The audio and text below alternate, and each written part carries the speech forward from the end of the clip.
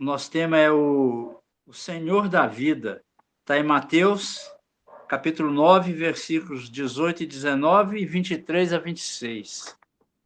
A nossa irmã Elisete é que vai fazer o estudo por nós. Qualquer questão, de dúvida, alguma pergunta que quiserem fazer, podem fazer pelo chat, por favor. Faltando 5 minutos, 7 minutos para terminar a reunião, a gente responde essas questões. Passo para a Elisete responder as questões. Vamos elevar o nosso pensamento a Deus, nosso Pai, para fazer a nossa prece inicial, agradecendo a Jesus pela oportunidade do trabalho de estarmos aqui essa noite para estudar o Evangelho. Agradecer ao irmão Miramês e toda a equipe do Plano Espiritual que nos ajuda, que nos dá sustentação e apoio, e pedir que Jesus nos envolva a todos os presentes, todos os lares aqui representados, na sua paz, na sua serenidade, na sua harmonia. E que possamos, que os nossos mentores espirituais, os benfeitores, possam nos estimular o entendimento, auxiliar a compreensão e auxiliar a nossa irmã que vai fazer os estudos para que ela tenha a melhor luz nos seus raciocínios e que possamos tirar o melhor proveito dessas lições de hoje. Que Jesus possa nos abençoar hoje, agora e sempre. Que assim seja. Elisete, passo a palavra para você nos seus preparativos aí. Boa noite a todos. Eu conversando nesse tom, tá bom para ouvir? Tá bom, sim. Então tá. É o seguinte, primeiramente agradecer, né, a Jesus, a espiritualidade amiga, pela oportunidade de estarmos, não somente a minha pessoa, mas todos nós aqui, agradecendo porque estamos aqui, dando mais um passo, né, rumo ao aprendizado, buscando luz para a nossa caminhada, principalmente. Eu sempre gosto de frisar que, quando nós somos convidados para fazer um estudo, o primeiro que tem que absorver esse aprendizado somos nós mesmos, né? Então, é só agradecer a casa, a nossa querida casa, ao irmão Miramês, e que Jesus abençoe o nosso estudo essa noite. Eu não me coloco aqui, nessa noite, como palestrante, eu me coloco como alguém que fez um estudo e vim compartilhar o meu entendimento, o que eu entendi, o que eu aprendi, né? E é isso que nós vamos fazer essa noite. Nós vamos usar para o nosso estudo de hoje o Evangelho de Mateus, o livro A Gênese. Eu vou usar o Livro dos Espíritos e o Evangelho segundo o Espiritismo, e dependendo, a gente ainda vai fazer uma reflexão no livro Palavra de Vida Eterna. Então, esse estudo ele foi, né, baseado nesses estudos que estão nesses livros. E foi proposto para essa noite o tema Senhor da Vida. E eu dividi esse estudo em quatro pontos de observação. O primeiro, no primeiro momento, nós vamos entender, segundo a Gênese, o milagre da ressurreição. Depois nós vamos, né, no segundo ponto, fazer a observação da questão da fé. Terceiro ponto a ser estudado, a ser observado, é Jesus, que é o caminho, a verdade e a vida. E no quarto ponto, nós vamos fechar esse estudo falando de Deus, Criador e dono da vida, ok? Então, nós vamos iniciar lendo a leitura desta noite no Evangelho de Mateus, no capítulo 9. O versículo é o 18 e o 19. Está escrito assim: dizendo-lhes estas coisas, eis que chegou um chefe e o adorou, dizendo: minha filha faleceu agora mesmo, mas vem impõe-lhe a tua mão e ela viverá. E Jesus, levantando-se, seguiu ele e os seus discípulos. A proposta dessa noite é a gente fazer um estudo sobre esses 2 versículos, né? E eu quero começar comentando o seguinte: até chegar nesse ponto aqui, onde esse senhor, né, esse chefe, convidou Jesus a ir à casa dele, porque a filha estava morta. Até chegar nesse ponto, Jesus, antes disso, ele vinha numa caminhada, no meio da multidão, no meio dos povos, no meio das pessoas, ele vinha fazendo milagres, fazendo e ensinando. E ele já estava vindo nessa caminhada, passando por vários lugares, até que chegou aqui neste ponto. Então, no meio do caminho, ele encontra, né, nessa caminhada dele, esse chefe que fez esse pedido. Quando o chefe falou com ele que a filha estava morta, e Jesus falou que iria até lá. Ele se propôs a ir até lá. Mas ele ainda tinha um trecho e tinha uma caminhada para chegar lá onde, né, o pai pediu. E no meio dessa caminhada, desse momento do pedido até lá, acontece, né, nesse trecho, o encontro de Jesus, que estava ali no meio daquela multidão, com aquela mulher que sangrava há 12 anos, que sofreu uma hemorragia intensa. Todos nós conhecemos essa passagem, né? Onde ela tocou as vestes de Jesus e a fé dela foi tão grande que naquele momento ela ficou curada. Eu estou trazendo isso só para a gente fazer uma sequência, uma linha de raciocínio do que Jesus estava fazendo nesse momento. Então, Jesus recebe esse pedido, segue o caminho em direção à casa do chefe, mas no meio do caminho ele encontra essa mulher e aí acontece uma cura, né? Aquela mulher, só de tocar as vestes de Jesus, ela foi curada. Tamanha era a fé daquela mulher. E aí nós vamos seguindo. No versículo 23 a 25, acontece a cura. Eu quero frisar esses 2 versículos aqui para que a gente possa entender o desenrolar desse estudo. Então, vamos lá. Aí aconteceu isso, né? Dele passar pela multidão.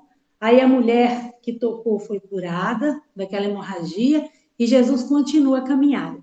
Então, lá no versículo 23 desse mesmo capítulo, está assim: e Jesus, chegando à casa daquele chefe e vendo os instrumentistas e o povo em alvoroço, disse-lhes: retirai-vos, que a menina não está morta, mas dorme. E riram dele. Olha, gente, presta bastante atenção, por gentileza, nessa palavra de Jesus: retirai-vos, que a menina não está morta, tá?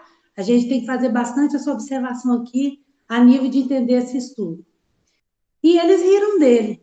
E logo que o povo foi posto fora, entrou Jesus, pegou-lhe a mão e a menina levantou-se. Eu quis fechar esse versículo para que a gente entendesse nessa passagem como um todo. Então, agora vamos continuar a nossa sequência de estudo. Vamos entender o seguinte: a sensação que a gente tem aqui, quando fala Jesus ressuscitou, é que algo está errado, porque o próprio Jesus nos disse em algum momento: eu não vim destruir a lei, não é verdade? E se fosse assim, se alguém de fato morresse, desencarnasse, e Jesus ali a ressuscitasse de fato, ele estaria infringindo a lei, né? E é isso que nós vamos entender, a lei de destruição. Então, para começar a entender essas questões, eu busquei no Livro dos Espíritos, na questão 728, ok? Então, vamos lá. Na 728, a gente vai ouvir a seguinte pergunta: sobre a lei de destruição, porque ali atrás nós estamos falando de uma menina que foi dada como morta, né? E Jesus falou lá em cima: ela não está morta, mas o povo entendia daquela forma. Aí a gente estuda no livro dos Espíritos, né? Destruição necessária e destruição abusiva. Então, nessa pergunta 728, está perguntando assim: é lei da natureza a destruição?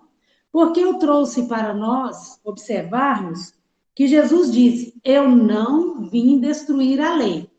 Então, para a gente entender que Jesus não passou por cima de Deus e que ele não destruiu lei alguma, nós vamos buscar, né, a base no livro dos Espíritos. Então, fala: é lei da natureza a destruição? Aí responde dessa forma para nós: preciso é que tudo se destrua para renascer e se regenerar. Porque o que chamais destruição não passa de uma transformação que tem por fim a renovação e melhoria dos seres vivos. Aí a gente vai lembrar daquela frase que fala assim, né? Na natureza, nada se perde, tudo se transforma. Então, por que eu trouxe essa questão para a gente observar? Para a gente entender desde já que Jesus jamais infringiu lei nenhuma. Ele jamais passou por cima de Deus.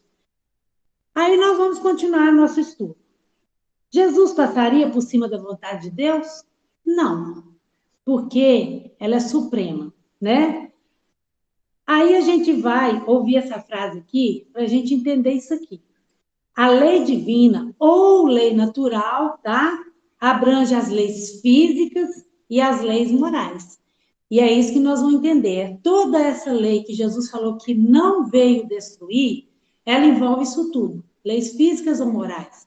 Existem leis, né, que elas vieram para trabalhar a moral do homem. E Jesus trabalhou a moral do homem o tempo todo. Então, vamos entender agora o seguinte. Quando Jesus falou assim, ela não está morta, Jesus sabia muito bem o que ele estava falando. Ele sabia que ela não estava morta. E ele não levantou nenhum defunto, ele não ressuscitou ninguém. Porque, na verdade, aquela menina, assim como em outras passagens que nós vamos ver para frente aqui, ela estava num estado doentio, de catalepsia. Eu busquei no dicionário, olha que bacana, gente, entender a catalepsia do que se trata. Então, eu vou falar agora com as palavras do dicionário, ok? O que é catalepsia? É uma condição transitória na qual o paciente apresenta incapacidade de mover membros, cabeça ou até a fala. Em alguns casos, podem ser confundidos com a morte, pois a respiração também fica afetada. Estão começando a compreender? Não é bacana? Quando a gente abre o estudo. E a letargia também, eu busquei para a gente entender que é muito parecido. Letargia, também segundo o dicionário. Na letargia, as forças vitais são dissipadas. O corpo adquire aparência de morto. Em geral, letárgicos e catalípticos observam o que acontece ao derredor. O espírito tem consciência de si, mas não pode comunicar-se. Gente, eu achei bacana demais. Quando eu fui lá no dicionário entender, né, a catalepsia, a letargia, e que o dicionário fechou falando dessa forma, né? Que o que acontece ao derredor, aquele espírito, né? Ele não tem consciência de si. Olha que bacana. Ainda trouxe essa informação que amplia o nosso entendimento sobre esse estado doentio. Então, eu fui lá no livro dos Espíritos, tá? Eu gosto de ler para mim não mudar nenhuma palavra. Na questão 422, vamos lá ver do que se trata. Espera aí que nesse aqui. Na 422, vai falar assim conosco. Letargia, catalepsia, mortes aparentes. Por que eu trouxe do dicionário? Porque o dicionário sempre vai nos agregar o nosso entendimento. Mas eu fui na nossa base, na base que a doutrina nos dá. E na 422 vem nos dizer o seguinte, vamos prestar bastante atenção. Os letárgicos e os catalépticos, em geral, veem e ouvem o que de redor diz e faz, sem que possam exprimir que estão vendo e ouvindo. É pelos olhos e pelos ouvidos que eles têm essas percepções? Aí está falando assim a resposta. Não. É pelo espírito. O espírito tem consciência de si, mas não pode comunicar-se. Eu achei muito bacana, porque o livro dos espíritos, ele vem de encontro ao que o dicionário trouxe, para que a gente entenda a catalepsia e a letargia. E na 423, continua falando sobre esse estado doentio. Agora vem, na letargia, pode o espírito separar-se inteiramente do corpo, de modo a imprimir-lhe todas as aparências de morte e depois voltar a habitá-lo? Né? Então, está perguntando assim, no caso de letargia, esse espírito pode separar, ele pode separar mesmo do corpo? Ele pode desligar desse corpo e depois voltar? Então, essa é a pergunta aqui. Aí, o livro dos Espíritos vem nos responder. Na letargia, o corpo não está morto, porquanto há funções que continuam a executar-se. Sua vitalidade se encontra em estado latente. E fizeram uma comparação muito bacana aqui para o nosso entendimento. A vitalidade continua latente como a grisálida, né? Porém, não aniquilada. Ora, enquanto o corpo vive, o espírito se acha ligado, rompendo-se por efeito da morte real e pela desagregação dos órgãos, os laços que prendem um ao outro. Então, gente, está explicando aqui para nós entendermos que na letargia não existe isso. Aí ele está no estado letárgico, separou, o espírito saiu dali. Não. De alguma forma, a aparência de morte, ela dá a entender, até para os leigos, que aquele espírito não está ligado ao corpo, mas está, tá? Então, termina falando assim, ó. Rompendo-se efeito da morte real e pela desagregação dos órgãos, os laços que prendem um ao outro, integral, se torna a separação e o espírito não volta mais ao seu envoltório. Desde que um homem aparentemente morto volte à vida, é que não era completamente morto. Então, vai explicar para a gente que, por mais que aquele pessoal, aquele povo daquela época pensasse, né, ele está morto, igual o pai falou, minha filha está morta, né?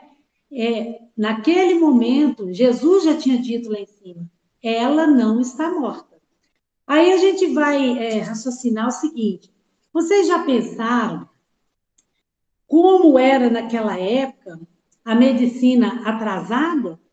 Como era precário, né? Para poder fazer exames na pessoa? Hoje, com toda a tecnologia, é preciso passar por muitas provas dentro dos testes da medicina para atestar a morte de alguém, quanto mais naquela época.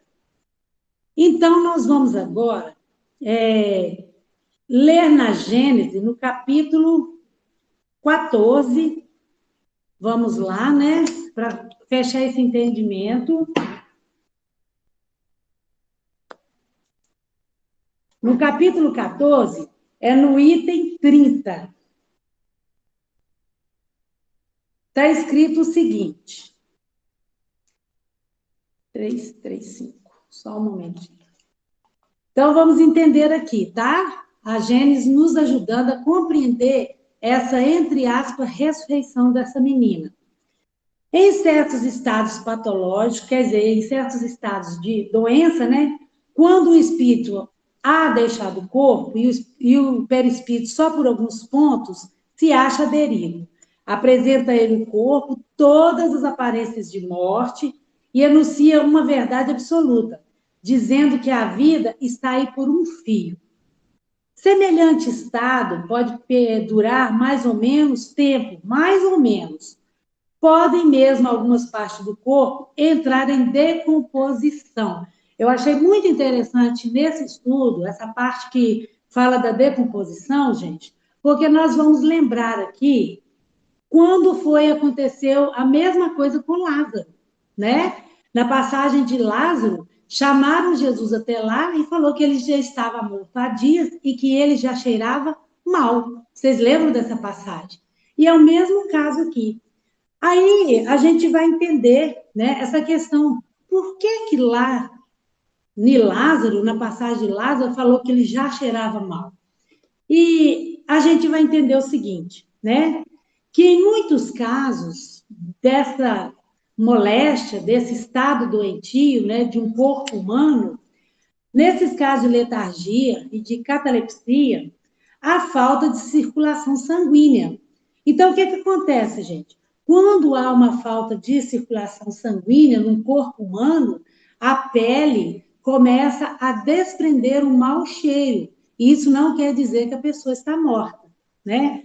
Há casos de doentes nos hospitais, eu não sei se vocês já puderam observar isso na vida real, que o doente começa a soltar um cheiro ruim na pele, né? E ele não está morto. Eu vou contar para vocês um fato muito interessante e é real. A minha avó estava muito idosa e ela já estava próxima de desencarnar e a pele dela já estava muito definhando mesmo. E ela tinha feridas pelo corpo, mas de velhice, ela não morreu de doença, ela foi desligando.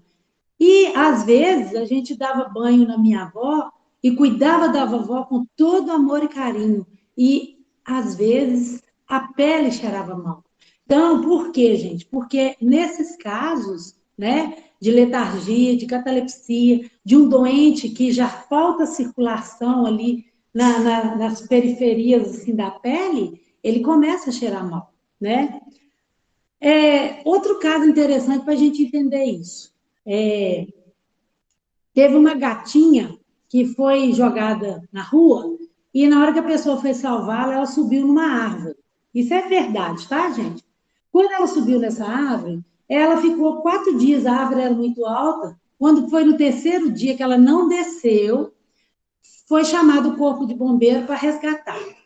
Porque ficaram ali esperando ela voltar, descer, e ela não desceu. Então, o corpo bombeiro, né, fez essa caridade de vir resgatar a gata desde que alguém a adotasse. Então, alguém falou assim, pode tirar que eu vou adotar. Só que quando o bombeiro resgatou a gata e trouxe a gatinha ali, entregou a pessoa, ela tinha mau cheiro. Ela soltava um cheiro de carniça. Então, a pessoa pegou e falou com o bombeiro assim, mas ela está fedendo, e procurava ali feridas e não tinha nada. E o bombeiro explicou que o ser vivo, quando ele está num estado de fome e de falta de líquido no corpo, ele começa a expelir mau cheiro, que vem de dentro para fora. E aí eu fui fazer um estudo sobre isso e entendi mais do que isso. A fome, né, quando nós estamos sem alimentar, ela causa queda de glicose e causa halitose, começa a soltar mau cheiro de dentro para fora, né? E também eu fiz uma pesquisa que eu achei muito interessante, porque eu queria entender por que acontecendo o mesmo fato com Lázaro, ele já cheirava mal, por isso que eu busquei esse entendimento. Então, aqui falou que o corpo também, quando ele tem muita falta de água, né, também vai expelir um mau cheiro que vem de dentro para fora. Então, por que eu trouxe esse entendimento aqui para nós compreendermos? Porque quando foi falado, a irmã de Lázaro falou, já cheira mal, a impressão que a gente tem é que ele estava morto mesmo e que já estava ali apodrecendo. Na verdade, é o mesmo caso dessa menina, catalepsia ou letargia, ok? Então, o livro da Gênesis, ele trouxe para a gente essa explicação, né? Quando falou aqui, né, que muitas vezes o corpo, ele pode durar mais ou menos tempo, né? E que às vezes ele começa a se decompor, mas por causa disso, por causa da falta de circulação, por causa da falta de líquido, por causa do próprio organismo produzindo aquele cheiro ruim. Não quer dizer que a pessoa está morta, ok? Então, vamos continuar aqui. Enquanto não haja, olha, gente, como é interessante compreender, ó. Enquanto não se haja rompido o último fio, que nós chamamos, né, de cordão de prata, pode o espírito, quer por uma ação energética da sua própria vontade, quer por um influxo fluídico estranho, igualmente forte, ser chamado a volver o corpo, né? E como se explicam certos fatos de prolongamento de vida contra todas as probabilidades supostas ressurreições. Então, eu achei muito interessante, porque aqui veio falar, né, e veio explicar a questão do magnetismo que Jesus tinha e do trabalho das forças, das energias fluídicas que voltaram a ativar aquele corpo, que voltaram a dar a vida àquele corpo. E a gente acha muito interessante quando você faz esse estudo, porque Jesus, ele tinha força magnética, ele manipulava as energias totalmente com a força do amor.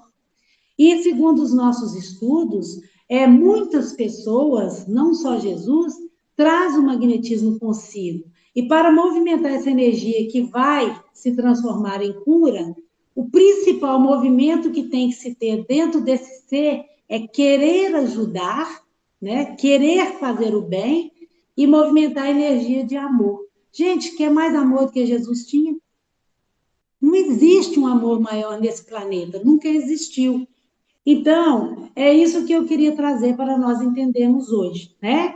Essa questão aqui de que ali ocorreu, sim, um movimento de Jesus, diferenciando ele de todas as pessoas que estavam ali, porque Jesus é puro amor.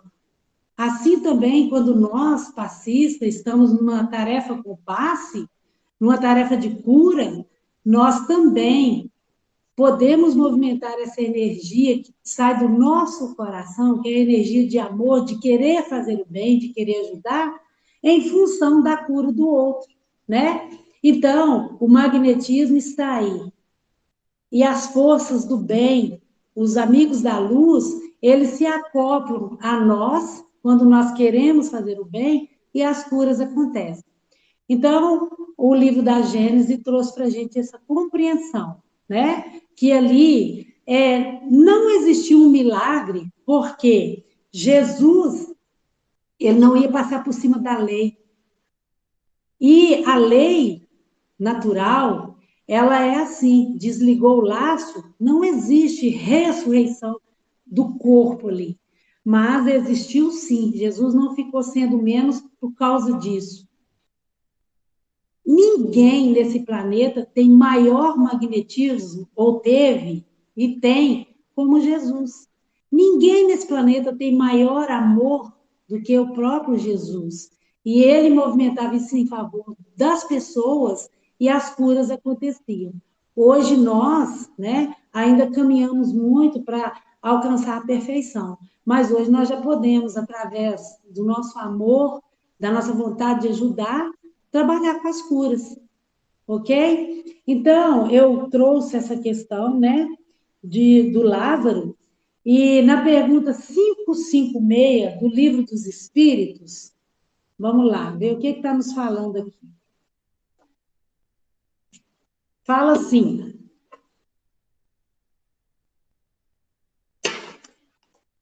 dentro desse assunto que nós estamos raciocinando aqui, fala assim, tem algumas pessoas verdadeiramente o poder de curar pelo simples contato? Foi o que a gente acabou de conversar aqui, né? A gente vai trabalhar com cura, com paz, e está perguntando, tem algumas pessoas mesmo, né? Esse poder de curar? Então, a resposta vem para a gente entender as nossas atitudes hoje em relação às curas, mas principalmente entender o que aconteceu naquelas ressurreições que foram faladas ali. Então, a resposta é o seguinte: tem o poder de cura, né? Aí fala assim: a força magnética pode chegar até aí, quando secundada pela natureza dos sentimentos e por um ardente desejo de fazer o bem, porque então os bons espíritos lhe vêm em auxílio. Então, gente, aqui eu fecho, né, esse entendimento aqui a respeito do que aconteceu ali. O que aconteceu com Lázaro? O que aconteceu ali com a filha do chefe? O que aconteceu? Foi usada a força magnética que Jesus tinha para aquele corpo absorvesse aqueles fluidos salutares e revivesse. Revivesse fisiologicamente falando, ok? Então, agora, nós vamos passar por uma próxima reflexão. Vamos trazer para a nossa realidade, né, as reflexões que esse texto nos abre. Observando a fé. Olha, gente, que coisa mais bacana. Quando o chefe falou assim: minha filha acaba de morrer, mas vem, impõe tua mão sobre ela e ela viverá. Gente, olha o tamanho da fé desse pai. Olha o tamanho, olha a grandeza de amor que ele tinha e que movimentou esse pedido a Jesus. Ele realmente, gente, ele acreditava que a filha dele estava morta. Mas a fé dele era tão grande, que mesmo se ela estivesse morta, ele iria acreditar que ela poderia ressuscitar. Isso para aquela época, onde não existiam os aparelhos, onde não existia uma medicina avançada. Mas o que traz de exemplo para nós hoje é o tamanho da fé desse pai, da fé que ele tinha em Jesus. A fé dele foi colocada em ação ali naquele momento. Ele provou, ele mostrou para a gente como nós temos que agir. Às vezes a gente pensa assim, tem jeito, mas não, está tudo perdido. É bom que na hora que a gente pensar assim, não tem mais jeito, porque para ele não tinha mais jeito, a filha estava morta. É para a gente pensar, não tem mais jeito, lembrar da fé desse pai e ir até Jesus. Porque Jesus fazia ali uma caminhada, né? E fazia prodígios e fazia coisas encantadoras. De fato, ele transformava. Mas esse chefe, que é chamado aqui assim, ele foi até Jesus. Aí a gente vai perguntar: nós estamos indo até Jesus? Quando? Quantos de nós, no momento em que a gente pensa assim, tudo está perdido, a gente se entrega a outras coisas que não convêm. Entrega-se a bebida, está tudo perdido, vou beber para esquecer. Hoje, então, o mundo está ficando tão difícil por falta de Jesus que as pessoas, quando acham que está tudo perdido, se entregam às drogas, se entregam à violência, se entregam aos remédios controlados. Vamos nos dopar. Não quero nem lembrar, está tudo perdido, não tem mais jeito. Aí, esse texto vem mostrar para a gente esse pai. Quando ele achou que estava tudo perdido, ele correu até Jesus. E ele fez essa coisa maravilhosa, esse movimento. Senhor, vai lá, põe a mão nela. A fé, é a fé. E aí a gente vai, né, fazer o seguinte questionamento. Para levar Jesus aos nossos filhos, ou aos nossos queridos, ou às vezes até aqueles que não são tão queridos assim, nós temos muitas vezes de sair desse comodismo. Nós temos de nos evangelizar, buscar Jesus. Quem é Jesus na minha vida? Quem é? Ele é realmente o Senhor da minha vida? Então eu tenho que levar para o meu filho.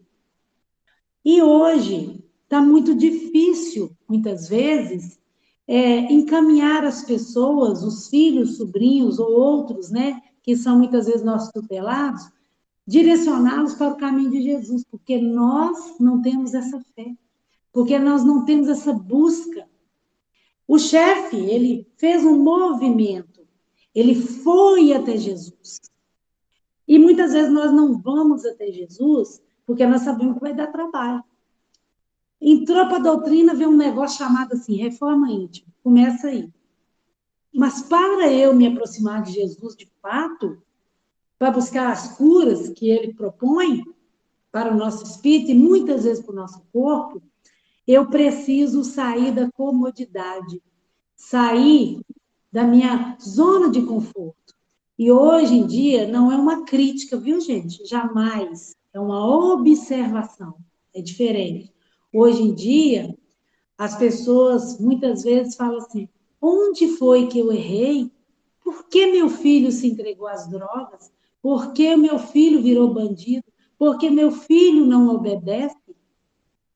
Aí a gente pode responder: por causa, muitas vezes, do comodismo dos pais, que não quiseram buscar Jesus, que não quiseram ter o trabalho de pegar aquela criança e levar de mãos dadas para a evangelização. É necessário levar Jesus até os nossos filhos. Porque aquela menina, quando ela estava ali como morta na cama, ela não ia se levantar para encontrar Jesus. Ela estava doente. Então, o exercício, ele tem que ser nosso. Somos nós os responsáveis de levar Jesus até eles, até a quem está precisando da cura. Na dor, nós buscamos Jesus. Na dor, nós buscamos. Porque muitas vezes a dor é tão gritante que a gente grita, ai, Jesus, até sem perceber o que está falando, né? Mas, se nós usarmos a nossa fé e nos movimentarmos sempre, muitas vezes não precisamos passar pela dor. Tem uma frase muito linda que eu gosto, né? Que a gente ouve assim,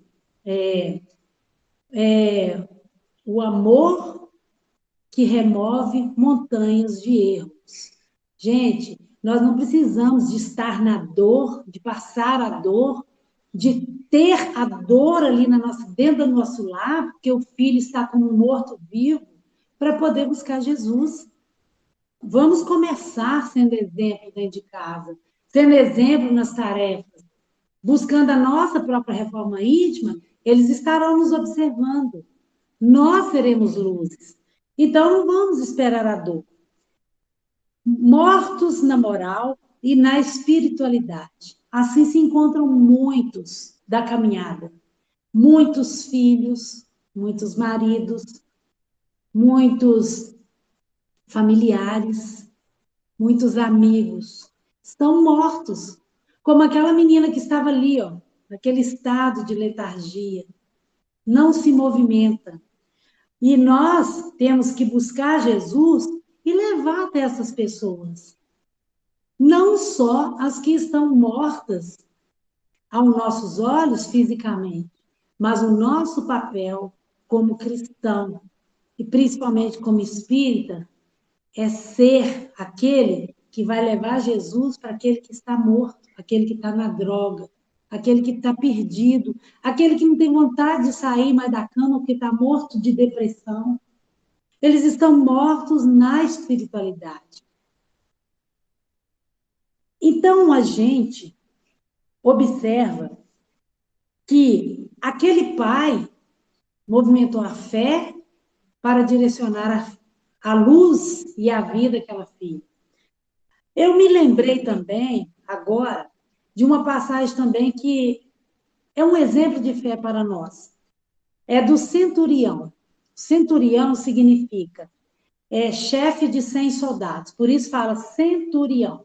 Então, tinha o centurião, que era o chefe de 100 soldados, de um grupo de soldados, e esse centurião, ele tinha um servo que estava muito doente lá na casa dele, lá longe.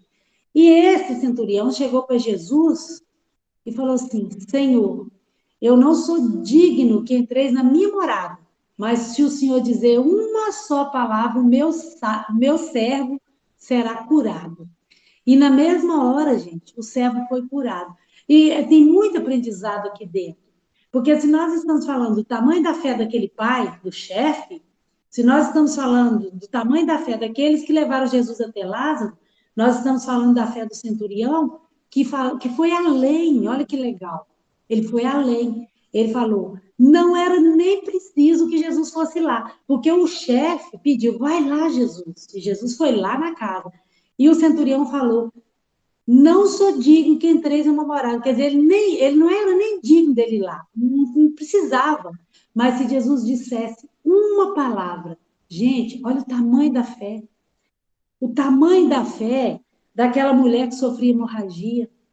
Aquela mulher também, quando Jesus passou, ela só pensou assim: eu vou tocar na veste dele, só de tocar eu vou ser curada. E ela foi.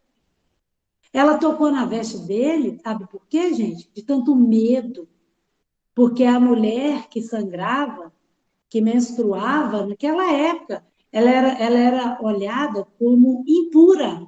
Então, ela ficava reservada durante aqueles dias ali, intocada, porque ela era julgada impura. É como se ela tivesse com uma doença contagiosa. Por isso aquela mulher teve medo e tocou nas vestes, com muito medo. Mas olha o tamanho da fé dela. Ela foi curada. E nós vamos ter, né, vários exemplos de cura pela fé, pelo Evangelho. Nós vamos agora lembrar que no capítulo 11, no versículo 25 e 26, né, de João, Jesus disse assim: eu sou a ressurreição e a vida. Quem crê em mim, ainda que esteja morto, viverá.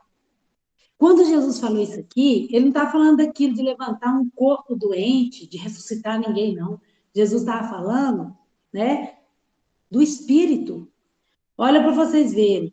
Quem crê em mim, ainda que esteja morto, viverá, morto espiritualmente. É sobre isso que nós estamos conversando. Porque pior do que ser morto fisicamente é estar morto em espírito, é estar sofrendo a ponto de não querer levantar de uma cama. E Jesus ainda disse: e todo aquele que vive e crê em mim nunca morrerá. Olha Jesus aqui, dono da vida eterna. Quando ele falou que nunca morrerá, ele está falando além daqui. Ele está falando de uma vida eterna, nunca morrerá. Mas ele fala de morto em espírito, né? Quando Jesus falou, eu não vim destruir a lei, ele não veio mesmo, não. Ele não veio passar por cima de nada que foi feito por Deus. Mas ele veio nos ensinar essa lei de amor, essa energia de amor que cura. Ele veio nos ensinar que nós temos sim o magnetismo e que podemos usar em função das curas, muitas vezes do corpo.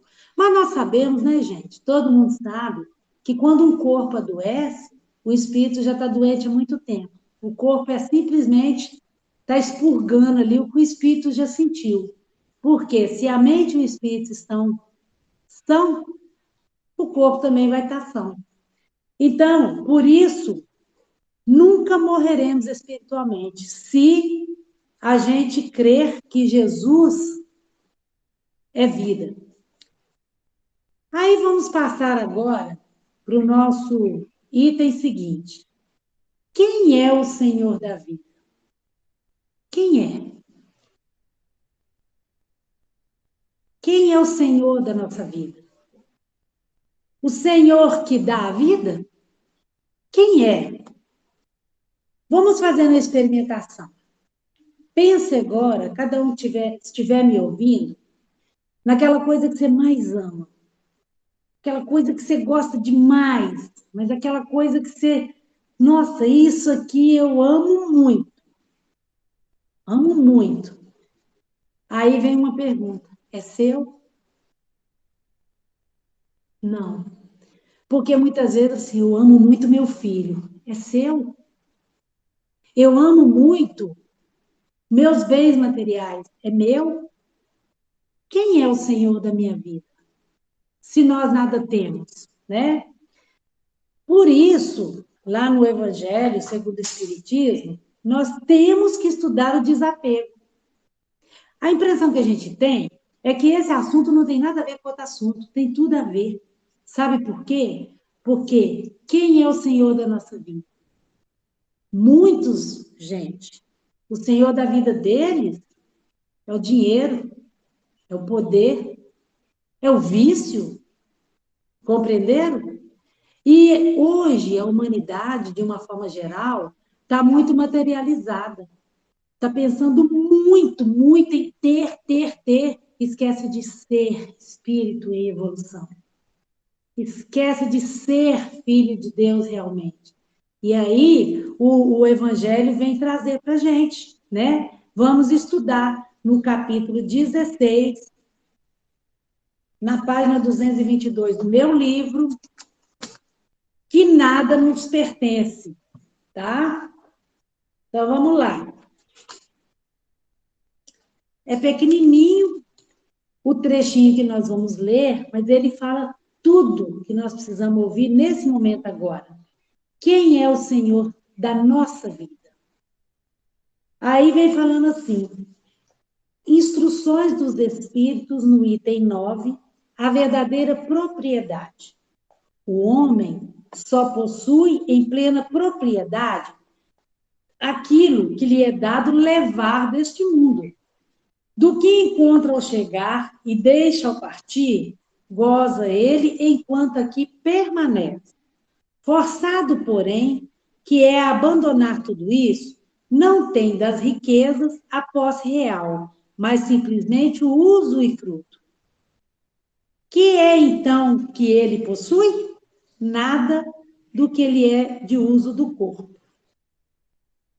Isso, nada de que lhe é do uso do corpo. Tudo o que é de uso da alma, a inteligência, os conhecimentos, as qualidades morais. Isso é o que ele traz e leva consigo, o que ninguém lhe pode arrebatar, o que lhe será muito mais utilidade no outro mundo do que neste.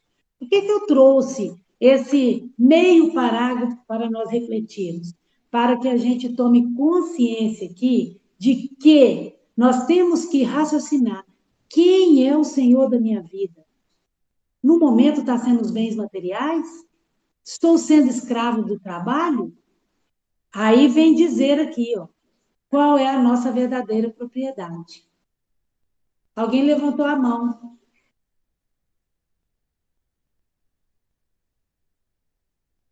Posso seguir? Pode seguir. Aí, oi? Pode seguir, sim. Então tá. As perguntas Aí são a gente vai no entender final. que falando do Senhor, não é que dá a vida, do Senhor da nossa vida, a gente vai entender muito bem que Jesus veio trazer palavras de vida eterna. E que Deus, nosso Pai, é que é realmente o Criador e Senhor da nossa vida. Vira a diferença? Aí aqui a gente compreendeu que nada nos pertence. Nada. Nada, nada, nada. Só vamos levar as boas obras que fizemos. Falando-se de terra. Aí eu trouxe um exemplo muito interessante para a gente refletir. Ninguém é de ninguém. E muitas vezes o ser humano, ele fala assim, meu marido, meu filho, minha mulher, meu e minha. Ninguém é de ninguém. Cada um de nós somos espíritos independentes que viemos caminhar juntos, seguindo para o mesmo local, de volta para a pátria espiritual, de preferência um pouquinho melhores que chegamos aqui, porque para isso viemos. Desde o dia que a gente nasce aqui, gente, a gente só vem aqui para melhorar. Essa é a finalidade, evoluir, evoluir. Então, a gente tem que começar a pensar, o Senhor da minha vida, eu estou tão apaixonado por ela é a dona da minha vida. Que é isso? Quem é dono da nossa vida? Nosso Pai maior que está no céu. Tanto é que muitas pessoas hoje querem ter filhos, né? E vão lá e gastam dinheiro, fazem inseminações, fazem muitos processos lá, né, usando a tecnologia avançada de hoje. Agora eu engravidei, quero 2 meninos de uma vez, né? E muitas vezes, muitas e muitas dessas reproduções, né, feitas em laboratórios, em clínicas, elas são falidas, não vingam, não vingam. Nós conhecemos pessoas que fizeram inseminação, colocou lá dentro da barriguinha, lá um nenenzinho pronto, você fica de repouso, minha filha, porque deu tudo certo, o médico fez direitinho e não vinga. Porque o Senhor da vida não soprou o Espírito ali. Compreenderam? Quem é o Senhor da nossa vida? É Deus. Ele é o único que dá a vida e que tira. Nós vamos ler na pergunta 944 algo que é relacionado a isso também. Quer ver? 944 fala assim: tem o homem o direito de dispor da sua vida? Esse capítulo aqui, né, esse item, ele está falando dos suicídios, né? E cabe aqui o assunto, porque nós estamos falando Senhor da vida. Ele dá a vida e ele é o dono da nossa vida. E aí vem perguntando: tem o direito o homem de dispor da sua vida? Porque nós achamos que a nossa vida é nossa. Eu mando nela. Quem manda na minha vida sou eu. E aí vem respondendo: não. Nós não podemos dispor da nossa vida. Só a Deus assiste esse direito. O suicídio voluntário importa numa transgressão da lei. Olha a lei divina aqui de novo, gente. Então, por que que eu trouxe essa reflexão junto com esse estudo? O Senhor da vida. Só Ele cabe dar e tirá-lo. Porque ninguém vai ser mãe ou pai se o Senhor não permitir. Então, por isso que, se eu tenho vontade de ter um filho que saia das minhas entranhas, eu posso recorrer à medicina. Ela está ali para nos ajudar. O Senhor deu a inteligência a esse cientista para que eles pudessem fazer, né, isso. Mas, se o Senhor da vida não der o sopro da vida, nada feito. Então, é pedir a Deus: Senhor, me permita, né? Se Ele permitir, se Ele não permitir, nós vamos revoltar? Não. Nós vamos entender que existe aí uma lei de causa e efeito, né? Que seria outro estudo, ok? Eu achei muito interessante que, falando de Deus, o Senhor da vida, eu lembrei de uma história que um coordenador de grupo aí da casa chamou a gente à reflexão e falou assim com a gente. Foi muito interessante e bom lembrar, sabe? Ele mandou todo mundo fechar os olhos. É uma experiência que vocês podem fazer agora, né? E ele falou assim: imagine uma formiguinha.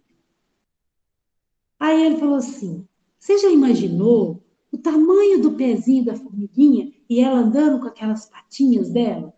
Você já imaginou que a formiguinha tem um olhinho e que aquele olhinho foi feito por Deus? Você já imaginou o tamanho do coração da formiguinha que ali bate uma vida?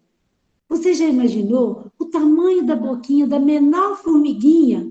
E ele foi nos chamando a essa reflexão.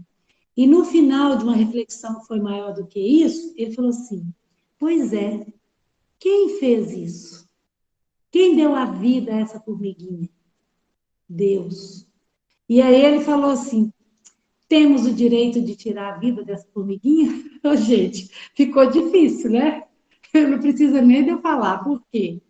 Porque às vezes você mata uma formiga porque matou, mas se nós começarmos a raciocinar, a pensar nos seres vivos de uma forma geral, a gente vai pensar 10 vezes antes de fazer atrocidade com os animais, antes de tirar a vida de graça. Mas quando eu estudei isso aí, eu achei interessante, porque alguém pode falar assim comigo: mas Elisete, nós nos alimentamos de carne, não é? Porque ao mesmo tempo que a gente faz uma reflexão que o Senhor é o dono da vida, que nós não temos direito de tirar nem a vida de uma formiguinha, alguém pode me perguntar: assim, mas nós alimentamos de carne. Aí eu tinha que dar uma resposta. Então eu fui lá no Livro dos Espíritos, na questão 734. Deixa eu ir lá, peraí só um minuto. 734. E na 734 está assim. Está assim. Em seu estado atual quer dizer, viu, gente, nível de evolução. Em seu estado atual, tem o homem direito limitado à destruição sobre os animais? Então, está perguntando assim, no nível de evolução que nós estamos, né? Porque vai falar daqueles da antiguidade, eles eram, né, mais grosseiros, né? Mais animalizados. Mas falando hoje, na nossa atualidade, está perguntando, nós temos o direito de destruir os animais? Aí vem a resposta inteligentíssima. Tal direito se acha regulado pela necessidade que ele tem de prover ao seu sustento e à sua segurança. O abuso jamais constituiu direito. Eu quis trazer essa pergunta porque, ao mesmo tempo que eu trouxe, né, que o Senhor é dono da vida, até da vida da formiguinha, né, que a gente tem que repensar o que nós estamos fazendo com nossos irmãos animais, aí a gente poderia ser questionado. Ah, mas a gente come carne. Ainda comemos. Ainda chegará o dia em que vamos evoluir e não necessitaremos mais dessas proteínas. Mas o nosso corpo ainda pede. Mas aqui falou, tal direito se acha regulado pela necessidade. Então, matar uma vida à toa, vamos falar assim de um jeito simplório, é pecado. Bem simples assim, né? Desde que a gente use para o nosso sustento e para precaver e proteger a nossa vida, porque falou assim, quando se trata também da nossa segurança. Se algum animal vai atacar o seu filho, um leão, né? E você vai ter que olhar ali, o que eu faço agora? Você não vai pensar duas vezes, você vai salvar seu filho e, se precisar, vai matar o leão. Então, está falando aqui, né? O abuso jamais é que vai constituir o direito. Deu para compreender direitinho? Então, existe o meio termo, existe uma linha de razão que nos chama a raciocinar o que é correto e o que não é correto. Então, nessa 734, né, a gente entende dessa forma.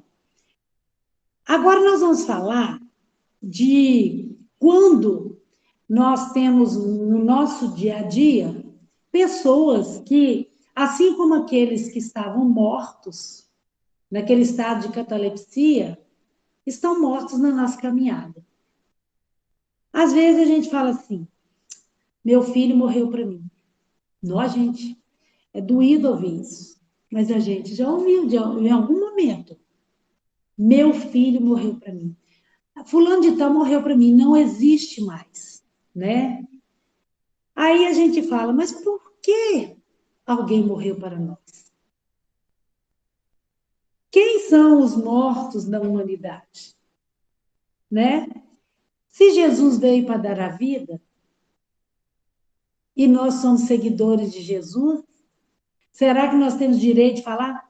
Fulano morreu para mim, não quero nem saber.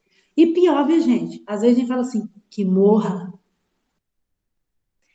Como nós vamos falar uma frase forte dessa, e muitas vezes falamos com o coração, se Jesus veio para ser caminho, ser verdade e ser vida, vida eterna. Somos cristãos? Somos. Somos seguidores do Cristo? Somos. Então, a gente tem que rever quando falar, fulano está morto para mim. Porque quando eu falo isso, eu estou vetando, eu estou tirando de mim a minha responsabilidade de cristão, de ter que fazer algo em favor daquele. Ele morreu, acabou, não quero nem saber. Mas nós somos luzes, nós somos sal do mundo, né? Qual é o nosso papel como cristão nos dias de hoje em relação a esses que estão mortos espiritualmente? Igual já trouxe aqui antes, tem muitas pessoas que estão lá, como se estivesse num estado de letargia, catalepsia espiritual. Estão parados, não caminham, não enxergam nada além. E o nosso papel, gente? Qual que é o nosso papel? Nós não somos seguidores do Cristo? Nós temos que ser como aquele pai. Não só para os nossos filhos, mas para esse que está ali, ó, naquele estado de letargia espiritual. Nós temos que ser como esses que levaram Jesus até eles. Esse é o nosso papel. Nós viemos para ser luz, nós viemos para evangelizar, nós viemos para ajudar as pessoas a saírem desse estado de letargia espiritual, de catalepsia espiritual. É fácil? Com Jesus é. Mas quando nós massageamos o nosso ego e a gente massageia o nosso próprio orgulho, assim, eu ajudar aquele fulano, ele não vale nada. Ele que caçou, que se dane. Que dia que Jesus falou isso para alguém, gente? Que dia que Jesus jogou pedra em alguém? Nem Maria Madalena. Nunca. E aí a gente se coloca na posição. Eu sou espírita, eu sou seguidor do mestre. E aí a gente fala, fulano tá morto para mim. Que se dane, que cai no buraco. Aí ele roubou bem feito, deixa ele ir para cadeia. Então, hoje o chamamento do evangelho é para nós olharmos esses outros, né, nossos irmãos que estão mortos espiritualmente e ser aquele que vai levar Jesus até eles. E ter esse tamanho de fé, porque Jesus, ele é o caminho, ele é a verdade e ele traz vida, ele traz as pessoas à vida de volta. Ele traz. Ele é a luz que tem que brilhar dentro de nós para clarear o caminho dessas outras pessoas. Nós vamos ler no Palavra da Vida Eterna um texto muito bonito que eu achei e que faz nos fechar essa linha de pensamento. Está na lição 75, tem tudo a ver com essa fala que nós estudamos essa noite. Disse-lhe Jesus, desatai-o e deixai-o ir, né? Isso aí todo mundo sabe que foi falado para Lázaro, né? E eu achei muito interessante que quando Jesus diz, desatai-o, Jesus podia ir lá e desatar lá o Lázaro, tirar aquelas faixas lá, né? Mas Jesus falou com eles assim, tirem a pedra, desatai-o. Quer dizer, Jesus pediu aos seus que estavam ali que movimentassem, façam alguma coisa. A minha parte eu vou fazer, agora façam a sua. Desatai, tirem a pedra. E Jesus ali contou com a colaboração daqueles que estavam ali de lado. Então, libertemos. Olha que bonito, gente. É importante pensar que Jesus não apenas arrancou Lázaro à sombra do túmulo, trazendo-o de volta à vida. Pede para que seja também restituída a liberdade. Jesus disse, desatai-o, deixe-o ir, quer dizer, deu a liberdade, né? Vai, meu irmão. O companheiro redivivo deveria estar desalgemado para atender às suas próprias experiências. Também nós temos no mundo da própria alma os que tombam na força da negação. Então, gente, esses aqui são esses que eu estou falando, que estão no estado de letargia espiritual e que nós temos compromisso de levar Jesus até eles, né?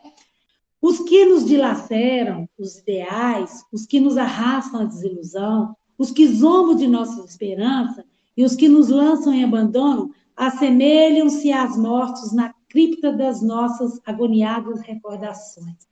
Eu achei muito interessante quando eu trouxe essa reflexão aqui, porque esses que estão lá, né, como estão naquele estado de letargia, estão no escuro espiritual e que nós temos compromisso com ele, muitas vezes esses são aqueles que nos ferem. Quando falou aqui, são os que nos dilaceram os nossos ideais, aqueles que falam mal da gente, aqueles que riem porque somos habitolados. E é esses mesmo que precisam, muitas vezes, que a gente leve Jesus até ele. Então, vem aqui. Entretanto, para que nos desvencilhemos de semelhantes angústias, é imperioso retirá-los do coração e devolvê-los ao sol da existência. Que sol é esse? Que luz é essa? Né? É a luz do Jesus, é a luz do nosso mestre.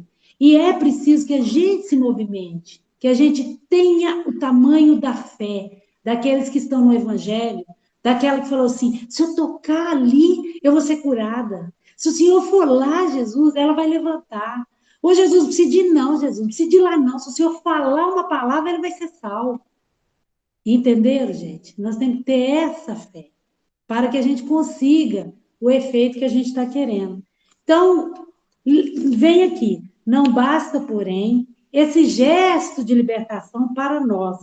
É imprescindível que haja, de nossa parte, auxílio a eles, para que se desagrilhoem, nem condená-los, né? Esses que estão aí, nesse estado de letargia que falamos, nem condená-los, nem azedar-lhes o sentimento, mas sim exonerá-los de todo compromisso, ajustando-os a si próprios.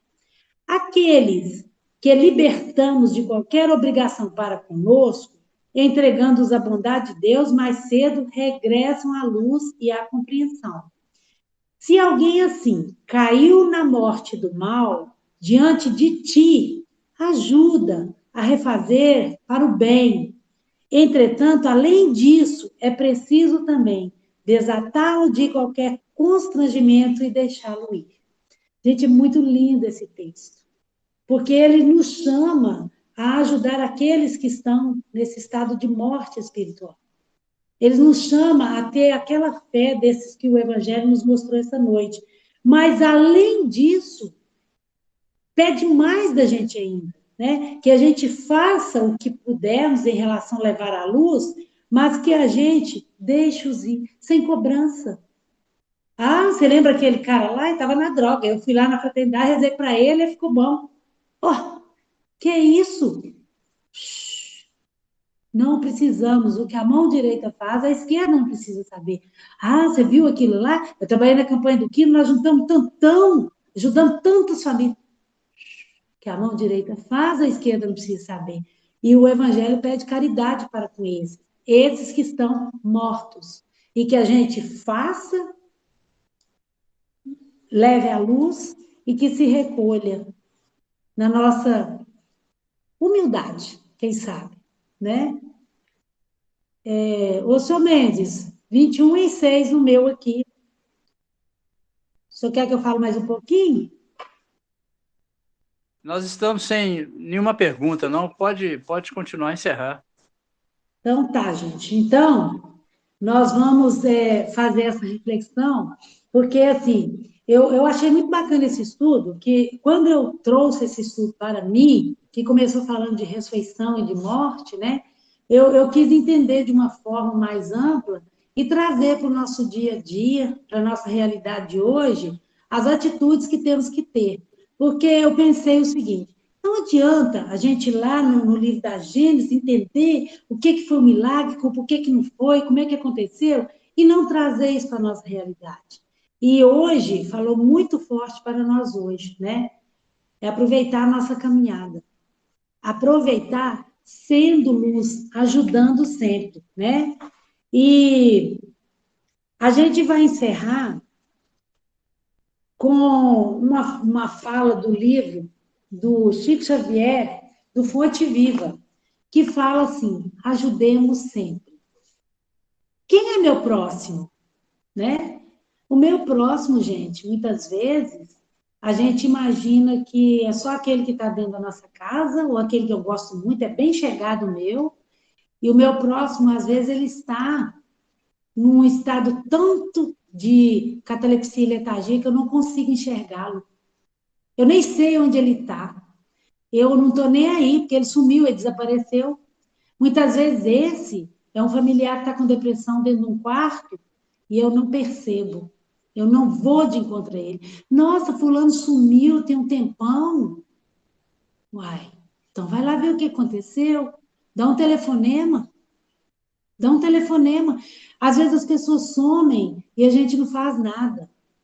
E quando a gente vai ver, ou ele está doente, de fato, fisicamente, muitas vezes precisando do nosso socorro, ou ele está num estado de letargia espiritual, de catalepsia, está com depressão, está triste. E aí a gente fala assim: ah, está tendo aí essa pandemia, está dando para ficar saindo, não. Nada nos impede de ajudar. Ajudemos sempre. Lição 126 do Fonte Vida. O próximo, a quem precisamos prestar assistência, é sempre a pessoa que se encontra mais perto de nós. Sim, ele está próximo. Em suma, é por todos os modos a criatura que se avizinha de nossos passos, também é nosso vizinho. E como a lei divina recomenda, amemos o próximo como a nós mesmos, preparando-nos para ajudar infinitamente. Não tem quantidade, precisou, vamos ajudar. Precisou de novo, vamos ajudar. Se temos pela frente um familiar, auxiliemos com cooperação ativa. O que é cooperação ativa? É fazer de fato algo. É uma coisa, eu falo assim, nossa, estou com dó do fulano, tadinho, ô dó. Mas o evangelho pede mais, ele pede compaixão. Não adianta a gente ficar condoído. Nós temos que ter uma atitude. Compaixão é você fazer algo em favor desse outro, compadecer, né? Então, está pedindo aqui, né? Se temos pela frente um familiar, auxiliemos sim, mas com cooperação ativa, não só de papo. Se somos defrontados por um superior nossa, gente, agarrou aqui.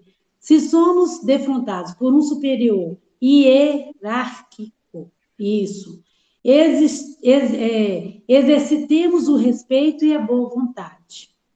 Aí vem falar conosco que muitas vezes, né, alguém é superior a nós, né, às vezes tem um posto, um cargo ou dinheiro a mais e merece o nosso respeito, e muitas vezes nós não temos um olhar de compaixão para com essa pessoa.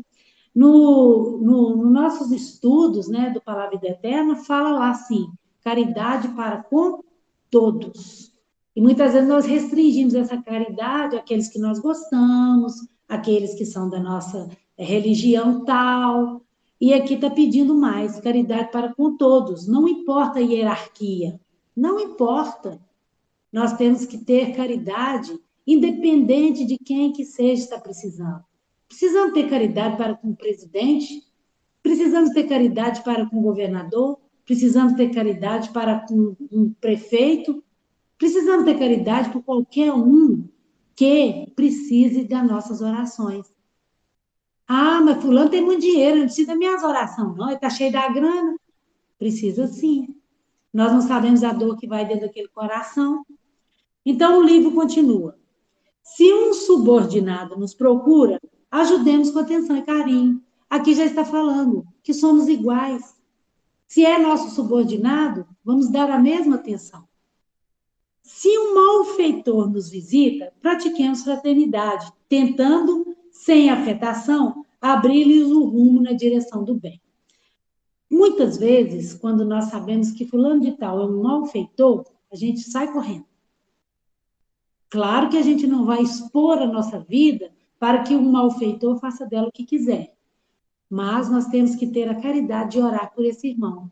Porque esse é um que está no estado de catalepsia espiritual. Se o doente pede socorro, vamos nos compadecer qualquer que seja a posição. E é engraçado que falou assim, compadecer. Eu trouxe a questão da compaixão. Não é ficar, tadinho, tá doente. Faça algo. Algo nós podemos fazer, né?